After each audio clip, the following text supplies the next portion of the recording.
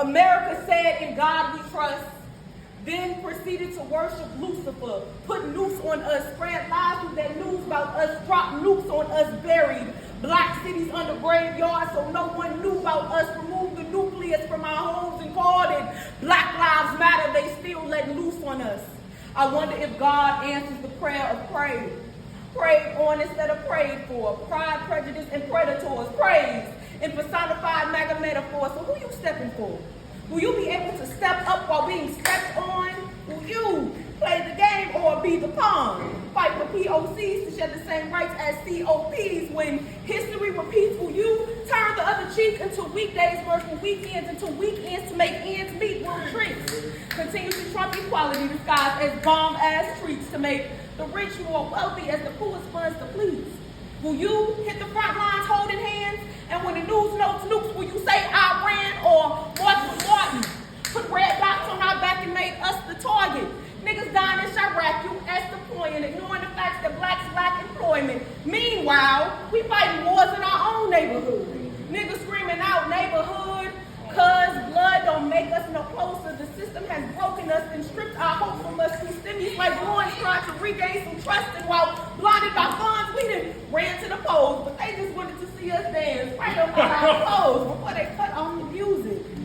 Amused by fraud. Manipulated money, see they gave us a choice and they knew we'd choose it. Weaponized the dollar and we let them use it. The truth is, they don't really care about us. It does matter if you're black or white. One is labeled as bad and the other a smooth criminal. One is out of discrimination and the other more subliminal. A thriller, assumed to be started something like a killer. So beat it, beat their hearts on the other side of beat in hand. See, the nation ain't native, just niggas, but we built this land.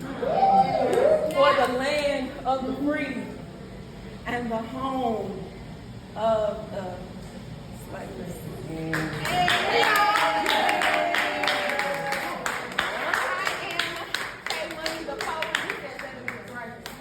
Okay, so that's 3 poems, so I did one, so I got 2 more for y'all.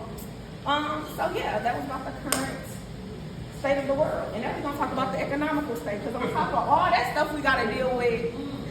It just be little things that start getting on your nerves at that point, you know? Yeah. Like, for example, people who stop at yellow lights really piss me the fuck off.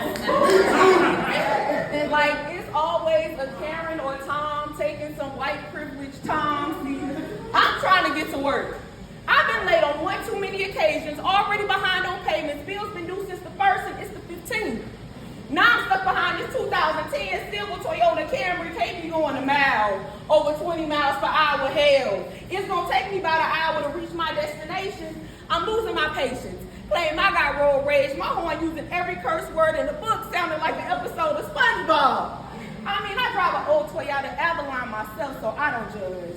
Just to be overly apologetic when it comes to my surprise that it's a black woman driving slow due to old age. And her ass shouldn't be driving anyways. But you know, grandma raised us better than that. Plus, I still be having flashbacks of that switch. Speaking of YN, switching lanes, driving fast, how I'm hitting 80 and you still on my ass. I be so damn mad. Sometimes I wish the news headline would read, Hellcat crash. No casualties, of course. Seriously though, why is traffic always at its worst whenever I'm headed to work? I'm on my last strike. I'm willing to swing my back at any and everything that gets in my way. My manager already doesn't like me. My kids went Nikes, Jordan, Gordon Ramsay couldn't cook up a better dish and have my grandma serve me it. In other words, this economy feels like a con to me. It's comedy. If we were listing reasons why the working class can't stand on our feet, pull ourselves up by our bootstraps, afford our groceries, the difference in gross income is gross to me, diabolically disproportionate. Those who are fortunate fail to see the need, and they drown in greedy ingredients egregious as they continue to feed themselves. Watch our country bleed to death, digging for gold until our hands go platinum lessons until they're locked into our heads.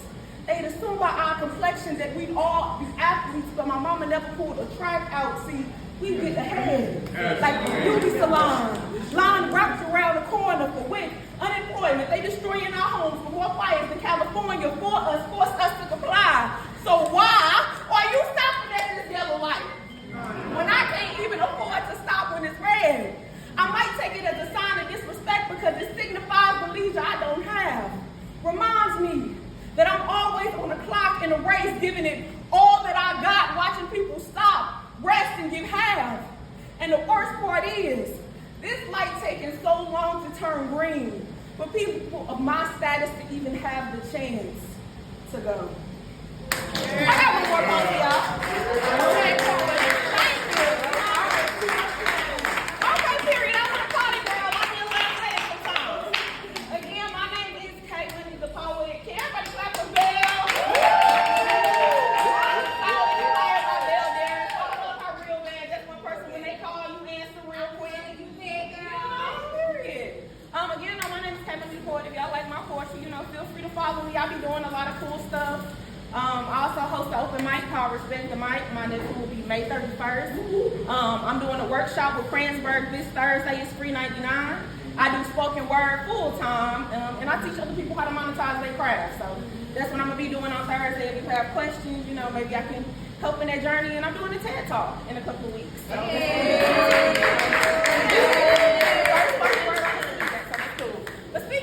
chasing. Like I said, I quit my job a year and a half ago to be spoken word full time. Okay.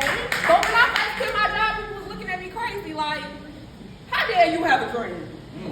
You ain't marking new territory, telling stories. You ain't no book. How dare you want to be booked and paid? Profit? You ain't no profit. How you chosen? When life full of choices and you choosing the path that's going to ultimately result in you losing. How you so confident? Got the nerve to have extra weight and still be rocking it. Same hours of the day and you not clocking in, just clocking stuff. How you getting back up from your L so fast like that fall wasn't rough? Got the nerve to charge a fee. I wonder how she be writing that poem so fast. She got to be using ChatGPT. It pisses people off when you don't conform to the life they decided you should live. It annoys a nigga when you anointed. Acquainted with yourself, adjacent to your will, fake tugging, and you turned off with no intentions to give, with your intentions to live a life you actually want to.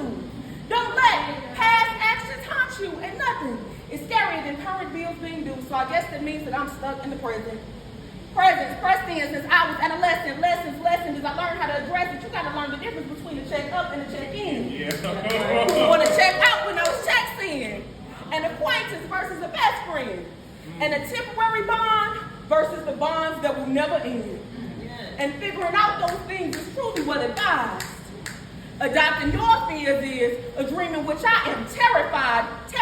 Scary, I'm petrified. Every time your doubt causes you to open your mouth and let something negative or cynical slip out, it's sinister. Spiritual warfare, sad. Your failure scared you so bad, you became content living in a nightmare.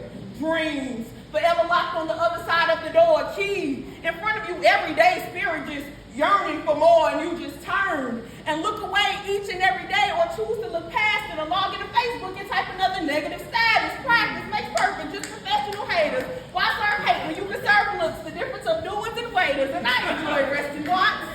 As y'all teasing time, I'm somewhere floating on the cloud land while y'all cloud chasing, but how is you hating from the couch? A dream that scares me is going back to working that damn 8 to 5. Working so hard to earn a living, I forget what it feels like to be alive. A dream that scares me is a whole bunch of win instances that I remember wins. Losses that hurt so bad I don't remember wins, or remember winds blowing as my skin glowing, gliding, gently going where God sends me all. Because I listened to you when you told me that my dream didn't make sense, or make sense, question how I pay rent, so you went and tried to erase it, not realizing that God didn't carve out my dreams in permanent ink. So regardless, I was going to chase it. See, I do dare to dream. I let the Luther lather my load lavishly while lifting up my head. Cause as my crown sits king, turns my style to a lifestyle, I'd rather try my way instead. So although I may not be Martian, but with this marked skin, with this dark skin, as a young poet, female poet's in, I'm marked in my dream. Because even if it don't work out the first time, I'm going to get back up and try that shit again. Thank you.